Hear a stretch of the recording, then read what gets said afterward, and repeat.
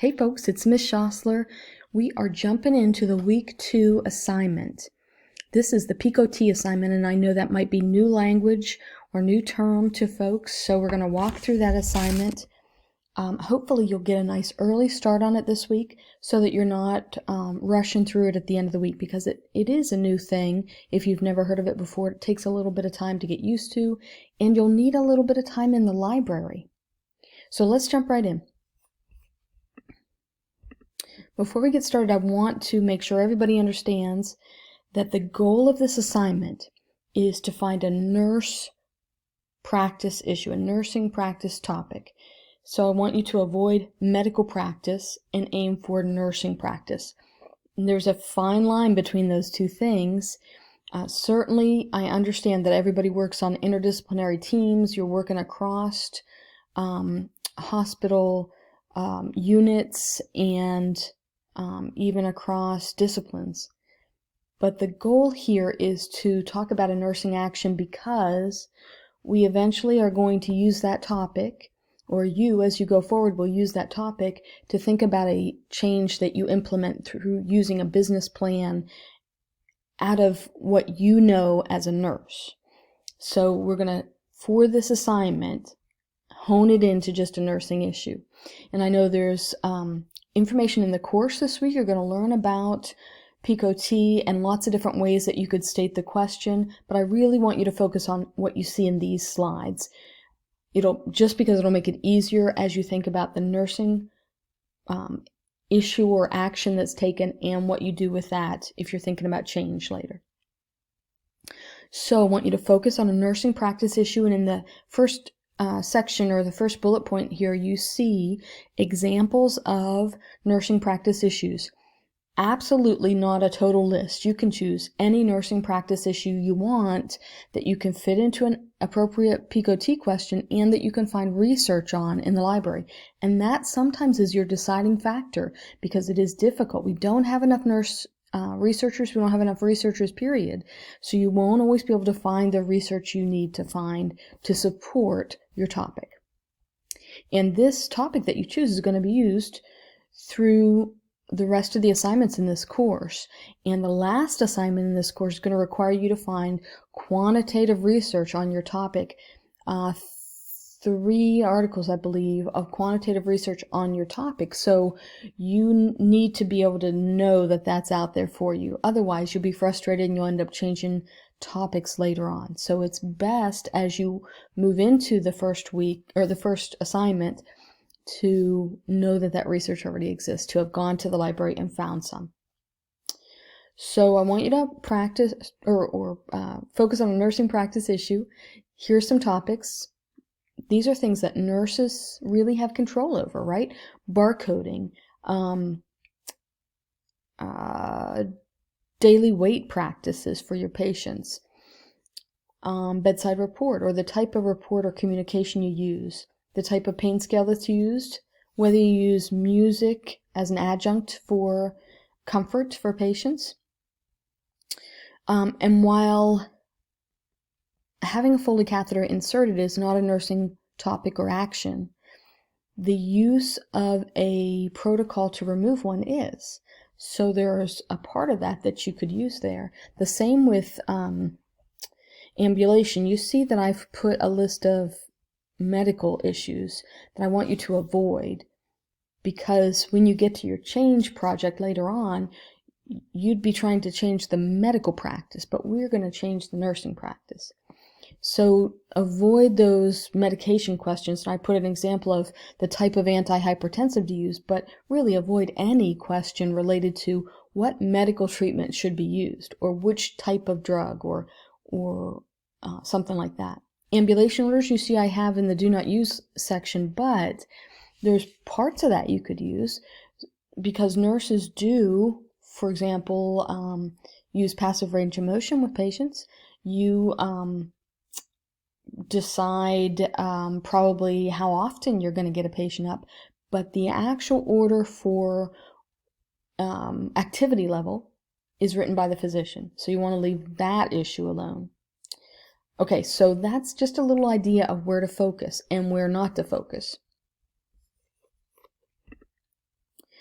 You want to be really clear about the topic you choose, because that topic is going to be the thing that you use in the Boolean search in the library to find the research articles that will support it. So that PICOT format is really important. We'll talk about that next. You want the I, the intervention or the action out of that whole PICOT, to be something that the nurse can effect without an order from the provider. You want it to be something that's not put in place yet. So if your unit has been using, say they've been using SBAR for years, that's really not the topic you should choose, because you want to pick something that will help your practice. Now, when it comes right down to it, could you use something that's already put in place? Yes, but you would have to talk about it as if it wasn't put in place yet and look at it in that respect. So think about it. Perhaps there is something that has been just driving you crazy about your workplace. Why are we still doing it this way? Or why haven't we looked into a better way to do X? Or, we have a bottleneck in the ER at triage. Why, what research could we find that changes that? So think about what you are frustrated by already as a nurse, or what has not been fully backed by evidence-based practice. And we all know things in our workplace that we'd question whether there's evidence-based practice to support it. So just a couple of ideas, and you certainly want to I always tell students, take 2 ideas to the library, because if you get really frustrated with one, you can always turn to the next one and say, I'm going to just start with a clean slate. Let me see what I can find on the second topic. And the whole issue of searching in the library is another topic that is so great, because you will use that library. If you haven't already, you will use that over and over again. I do want you to stick with the library. You want to find your articles, your research articles. Remember, we're looking for research. You want to find those in research databases. You want to avoid, and we're going to use peer-reviewed journals. You want to avoid places like the CDC and the NIH, not because they're not great places, but because we're looking for peer-reviewed journals and not databases in a housed area like the CDC. And if you need help figuring out how to work that advanced search in the library, I would love to help you with that. The library also has wonderful folks that are willing to help you. All those parts of the PICOT are very important. You want to clearly and finitely, objectively define each one of them. You're really doing 2 things as you think about your PICOT question. You're doing parts and pieces, the P, the I, the C, the O, and the T, and then you're going to create a sentence out of it too, and we'll look at both of those. The P commonly means patients, population, or problems, and many, many times we'll see that as a population, the population of interest. In the emergency room patient population, in the med-surg unit, maybe you're a unit manager, or maybe you have some sort of leadership job already as a nurse. Your population might actually be nurses, right? If you were looking at scheduling, or if you were looking at the use of bedside report or something like that, your population might be the nurses themselves. The I is the intervention. It's that action that we're thinking of doing, and the I is going to be compared with the C. So the I is what we want to put in place. It's our goal. It's the thing that we want to see if we can make it work and if it would be better for our patients. The C might be the way you're doing it now, or an alternate way that you're comparing it to. The O is the outcome. It is the objective way you'll measure whether this is actually beneficial or not for your patients. Remember, objective. So you don't want to say to see if you'll improve patient outcomes, because that's only objective if you define the outcomes. You want to really give a specific thing that you're looking for to measure for the patients. And we'll look at an example. And the T is the time frame. Note that the time frame is not used in every PICOT question, but for our purposes, we do want to use it because it's part of the grading rubric that you want all the parts and pieces of the PICOT used. Here's a non-medical example. During my morning commute, and so I'm thinking my way to work, take myself out of my nursing role for a minute. During my morning commute to work, will taking the highway to work compared with taking the back roads to work affect my time of arrival to work over 1 week's time? So you can see specific examples of each part of that. And really, these are just meant to help you start thinking through that PICOT process. Or, on an average Saturday night, will allowing the kids to watch a scary movie compared with playing a board game affect the number of people sleeping in my bed by the morning?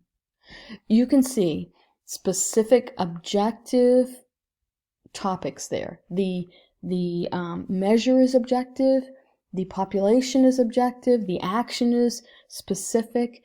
Someone could come in with a clipboard after you and know exactly what you're looking at and measuring because you wrote it that specific. So using a topic that applies to me as an instructor, here's another example. In online RN to BSN students, how does the use of a smartphone app to push messages out to the class each week, compared to the use of the classroom announcements section only, affect scores on assignments? Objective issues, all of those. If I put this smartphone app in place, compared to a group that only has announcements, will it affect scores? And the timeline could be over the course of the semester. Now, if we look at that in one sentence, in online RN to BSN students, how does the use of a smartphone app to push messages out to the class compared with the use of a classroom announcement only affect scores of the assignments over the length of the course? You're going to do both of these things. You're going to have both the PICOT and a one-sentence format. In your discussion questions, we're gonna talk through the discussion week of the parts and pieces that go in, so you'll clearly label your PICOT.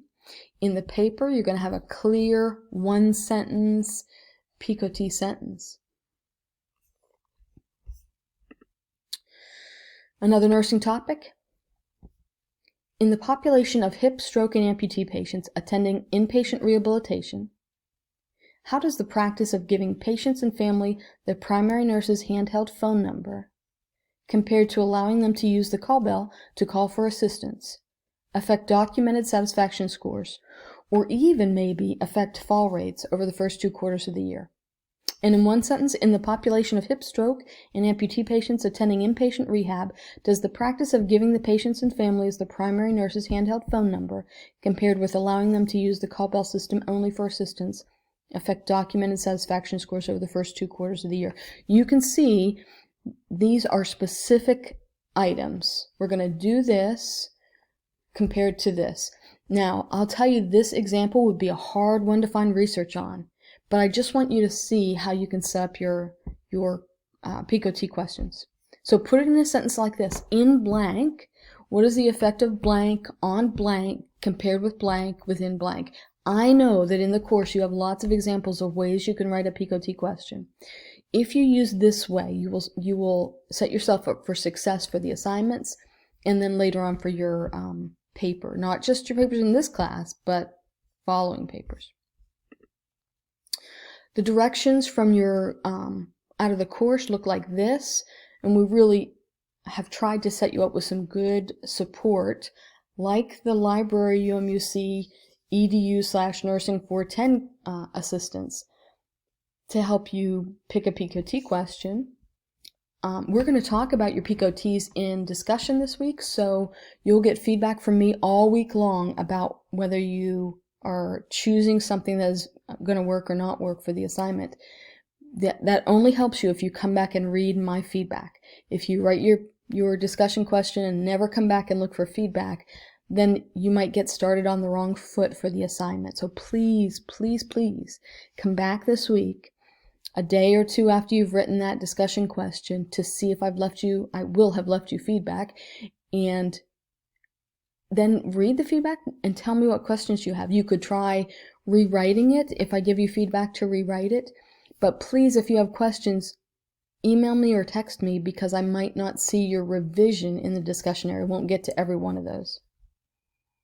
So the outline that you have for your paper is listed there. The introduction, you're going to write. Remember, when you introduce a paper, you are bringing in supporting information from a resource or resources, and that introduction is all about the thing that you're trying to affect. So if I'm looking at improving patient falls through the use of maybe we're using the monitor that talks to patients and it's a bedside sitter, an automated bedside sitter that has the family voice on it. Maybe we're using that.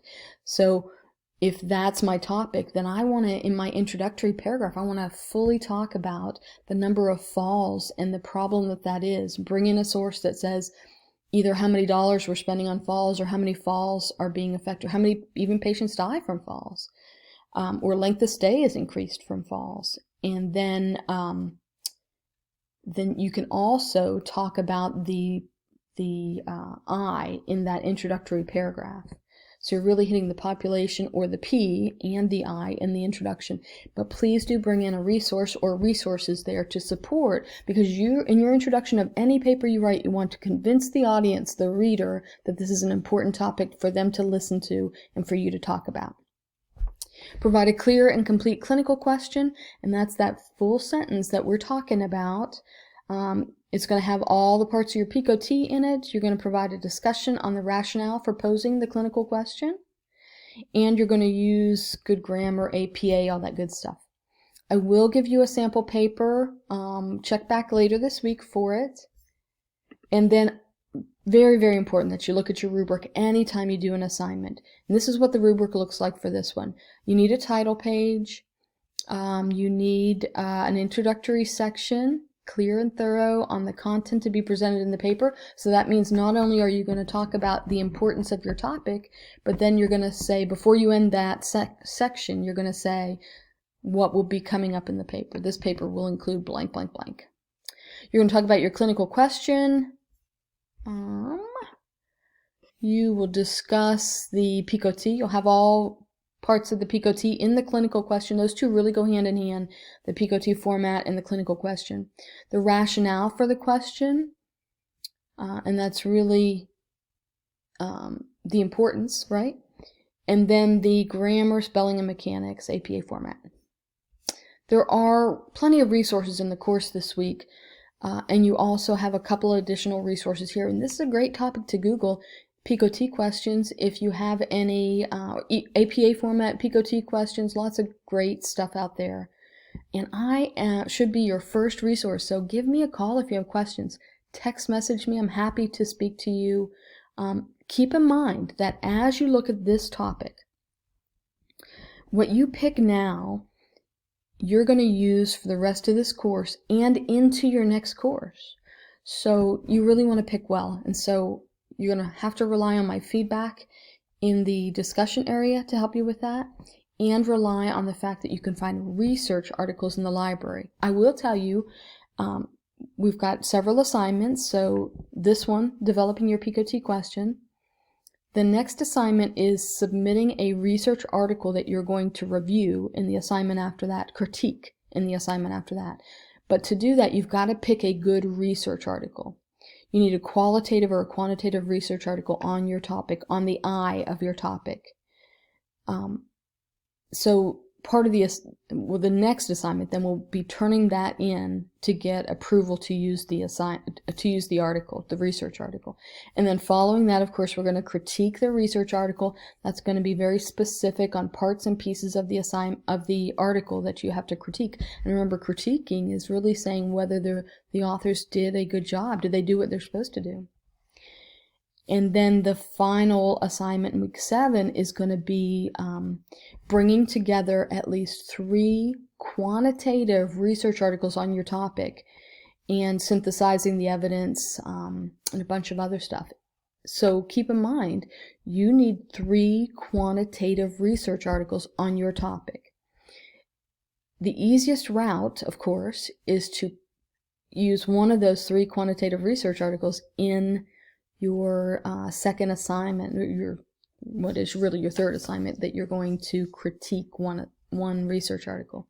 That way you're not actually searching for 4 articles, but you can use one of those 3 that you know you're going to need in the next assignment. All right, I know that's a lot. Sorry to throw so much on you, but I want you to be thinking of what's coming in the future so that you're looking for the quantitative articles now, because that's, if you were to pick a topic now and have no ability to find quantitative research on it, then you'd end up being frustrated and changing your topic.